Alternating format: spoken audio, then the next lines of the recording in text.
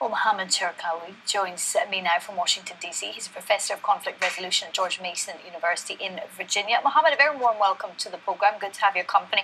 Mohammed, your view on the release of these hacked emails?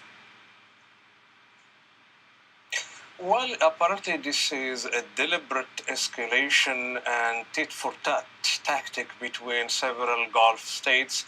Unfortunately, the conflict couldn't have been contained in the Gulf, and now we see this international dimension while several institutions, several names, several agents in the lobbying game are revealed.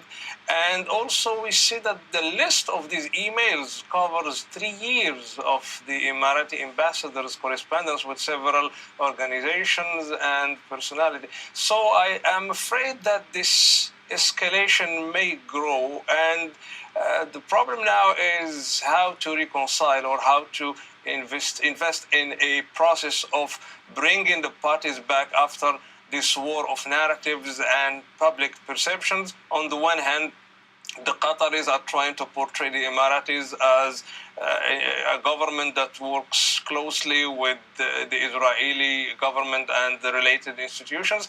On the other hand, the Emiratis are trying to paint the Qataris with the brush of supporting the several radical movements like the Muslim Brotherhood in Egypt and Hamas and others. So this is a typical escalation of a conflict that has gone beyond the limits of its own stakeholders in the Gulf. Mohammed, is it your view that kind of a handshake and warm words can undo some of this? I mean, some of the accusations are very strong that Qatar and Kuwait, are funders of terror groups. I mean, what can, if you like, start to smooth this over? Yeah, from the perspective of conflict resolution, I don't think this is a major crisis or a protracted conflict. It is probably a difference that has not been well managed by the Qataris, the Kuwaitis, and the Emiratis. And also the question is open now about what kind of intervention, either on behalf of the Saudis or other members of the Gulf Cooperation Council. What would normally work is to try to contain the differences. I believe that this is a failure of managing local strategic differences between the Emiratis and the Qataris.